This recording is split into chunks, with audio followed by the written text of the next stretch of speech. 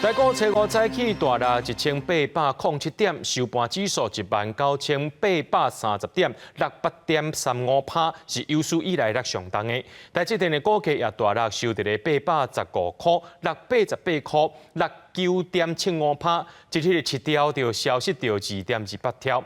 经济部长郭志辉就表示，面对着全球性的股灾，大家就要有心理准备，这是景气循环的一部分。台股初五发生崩盘走势，开盘就一路吹，延续顶礼拜乌色拜五单日落盘1004点，透早未压出来，下超过1700点，加点来到19926点，中场重盘1807点，收盘指数19830点。盘幅8.35%，盘点甲盘幅拢创历史上悬，搁盘破半年线。心里面会担心，会慌张，钱财消失，当然会担心了。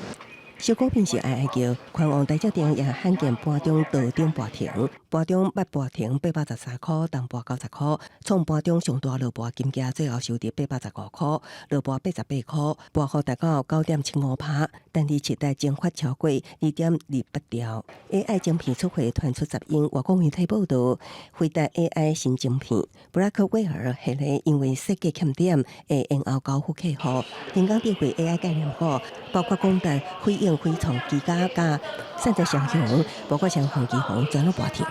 现阶段来讲的话，最重要就是说保留子弹啊，保留资金，等待行情落底啊。什么时候落底呢？我认为至少要看3天没有再破底哦，那我们就可以说，这个地方短线有所支撑。因为目前呢，大盘已经把上半年涨的6400点呢跌掉大概60%。这个通常跌到这个地方来的时候，这种幅度的情况之下，应该随时都会有机会做出反弹的。我觉得是啊，因为跌得很重啊，那个现在正在大幅修正，而且是外资正在卖的时候，那或许后面还有下跌的空间啊。那所以我是认为国安基金不要在这个时候出手，可能会比较好一点啊。就是说，它还是要保留实力，在适当的时机再来处理。经济部长郭志辉是信心的发声，对于全球股灾，大家要有准备，这是景气循环的一部分。同时，环境变动也会影响景气。记者综合报道。